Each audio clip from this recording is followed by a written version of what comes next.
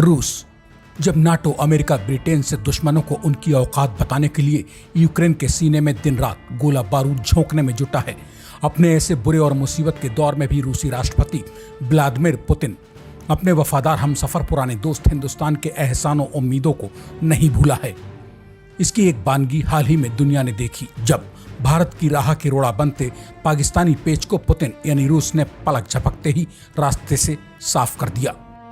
नमस्कार दोस्तों, इस वक्त टीवी 9 डिजिटल चैनल पर आप सुन रहे हैं अपना पसंदीदा प्रोग्राम पॉडकास्ट और मैं हूं आपके साथ आपका साही, आपका दोस्त संजीव चौहान।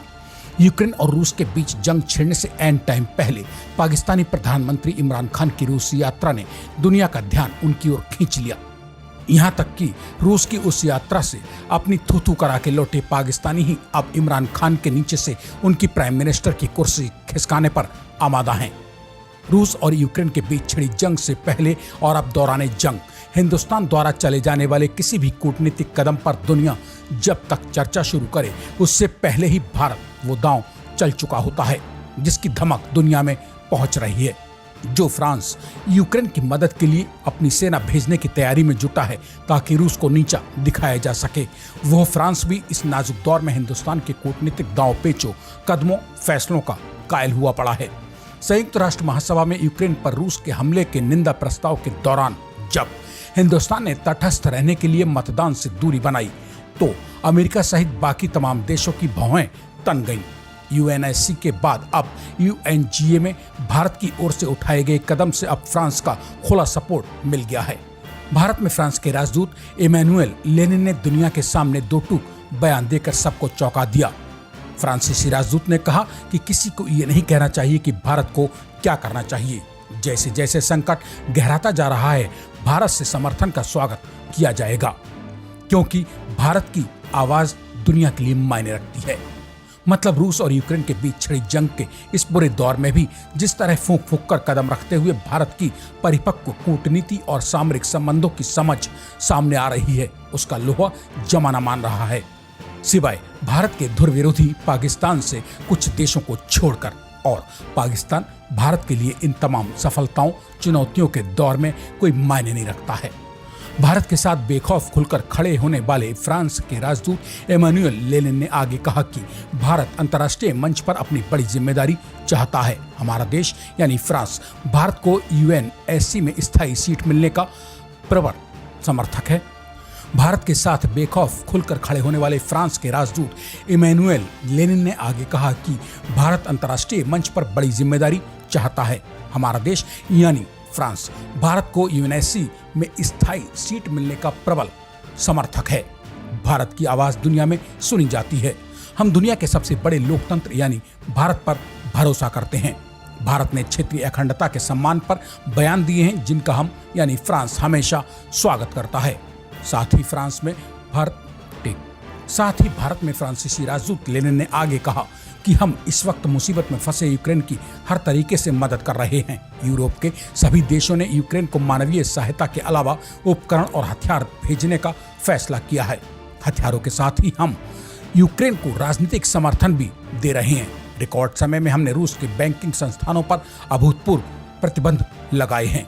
मतलब भले ही पाकिस्तान हिंदुस्तान से अपने विशाल दिल वाले दुनिया के सबसे बड़े लोकतांत्रिक पड़ोसी देश को हमेशा अपना दुश्मन मानने की गलती जानबूझकर करता रहा हो, उसी हिंदुस्तान का लोहा दुनिया भर के तमाम देशों के संग वो फ्रांस भी मानता है, जो फ्रांस यूक्रेन को रूस के खिलाफ लड़ने के लिए खुलकर हर तरह की मदद मुहैया कराने में दिन रात जुटा है। यह सब भारत की गजब की कूटनीति का ही कमाल है। इसमें कोई शक की अब गुंजाइश बाकी नहीं बची है। उधर भारत में रूस के कार्यकारी राजदूत रोमान बाबुश्किन भी मौजूदा नाजुक दौर में हिंदुस्तान की कूटनीति के कायल नजर आते हैं। उन्होंने हाल ही में कहा कि रूस पूर्वी यूक्रेन पर भारत की प्रतिक्रिया एकदम स्वतंत्र रही है। साथ ही रोमान ने आगे कहा कि पाकिस्तानी प्रधानमंत्री इमरान खान की रूस की यात्रा किसी भी तरीके से रूस और भारत के पुराने और मजबूत मधुर संबंधों के बीच आड़े नहीं आएगी, क्योंकि पाकिस्तान अपनी जगह और भारत रूस के संबंध अपनी जगह हैं।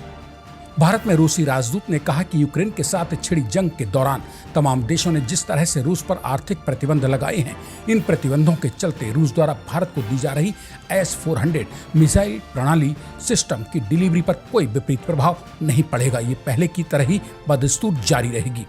हिंदुस्तान के अंग्रेजी अखबार द हिंदू से रूसी राजदूत ने हाल ही में लंबी बेबाक बातचीत इन्हीं तमाम गंभीर मसलों को लेकर की है। एक सवाल के जवाब में रूसी राजदूत ने कहा कि पाकिस्तान और रूस के संबंध अभी सैन्य साझेदारी स्तर के नहीं हैं। इससे मतलब साफ है कि यूक्रेन के साथ रूस की जंग छिड़ने से एंड टाइम पहले रातों रात रूस की यात्रा पर दौड़े दौड़े गए और फिर वहां से मुंह लटकाकर खाली हाथ लौटे इमरान खान की उस यात्रा का रूस और भारत के दशकों पुराने संबंधों पर कहीं कोई फर्क आइंदा पड़ने वाला नहीं है। इतना ही नहीं, यूक्रेन को लेकर हाल के चंद दिनों में अब तक भारत के रुख का भी रूस ने खुले रूप से स्वागत किया है, जिसके मुताबिक अब इस नाजुक दौर में भी हिंदुस्तान ने यूक्रेन रूस के बीच छिड़ी जंग को लेकर या जंग की शुरुआत को लेकर वैश्विक शक्ति के रूप में कई बार संतुलित और स्वतंत्र विचार ही रखे हैं।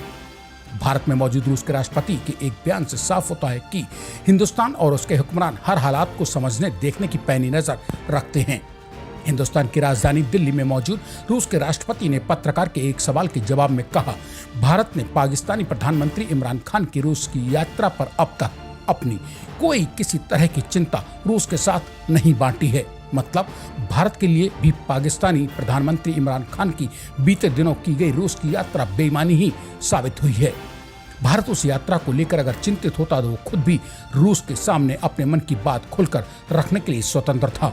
हालांकि जहां हिंदुस्तान दुनिया के सामने अपनी गजब की कूटनीति की मिसाल पेश कर रहा है, वहीं पड़ोसी से हमेशा बेबात ही खार खाए बैठे रहने वाले पाकिस्तानी प्रधानमंत्री इमरान खान रूस की यात्रा शुरू करने से ऐन पहले भी भारत के प्रधानमंत्री नरेंद्र मोदी और उनकी हुकूमत के खिलाफ बयानबाजी करने से बाज नहीं आए, जो कि पाकिस्तानी हुक्मरानों की एक पुरानी फितरत है। ऐसी ही और तमाम काम की बेबाक बातें करने सुनने के लिए श्रोता TV9 डिजिटल चैनल को सब्सक्राइब करना ना भूल जाएं। और इसी के साथ आप अपने दोस्त यानी मुझे संजीव चौहान को दीजिए इजाजत। किसी नए मुद्दे मसौदे के साथ मेरे लौट कर आने का कीजिए इंतजार। तब तक के लिए नमस्कार।